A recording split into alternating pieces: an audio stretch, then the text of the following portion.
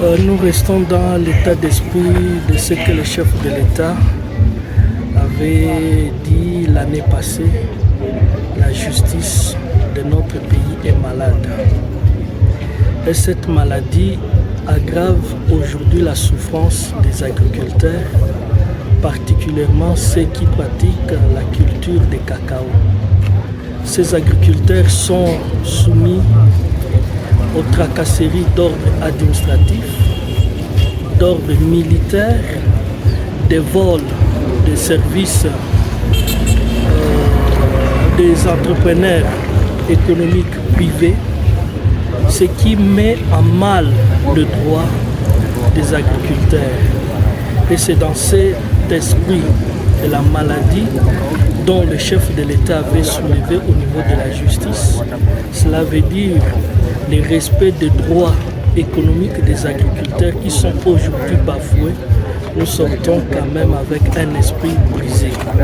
Mais cet esprit brisé n'est pas une fatalité, car l'avènement de l'état de droit, nous espérons, avec tous les efforts consentis par les gouvernements de la République, par les gouvernements provinciaux au niveau de l'administration militaire, pourra nous ramener à consolider l'état de droit tant recherché par les autorités politico-administratives et surtout que les agriculteurs qui sont aujourd'hui dans la souffrance puissent se sentir dans la paix, dans la sécurité, pourvu que leurs activités agricoles puissent servir non seulement à nourrir leurs familles, mais aussi à investir dans d'autres secteurs comme il est question de voir comment améliorer les climats d'affaires.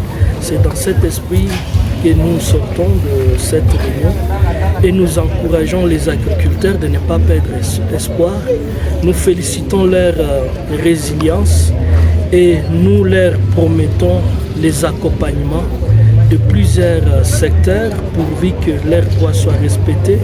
Et dans cela, il y a les cabinets consulting Agripis dont nous sommes représentants, travaillant en étroite collaboration avec l'administration militaire.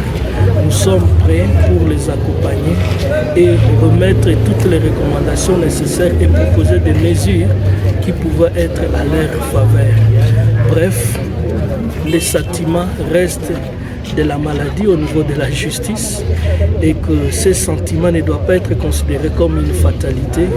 La sécurité, la protection des agriculteurs deviendra une réalité parce que nous sommes engagés à défendre leurs droits économiques et sociaux et cela nous le ferons tant dans les juridictions nationales voire les juridictions internationales afin que les agriculteurs aient accès à leurs droits à l'alimentation.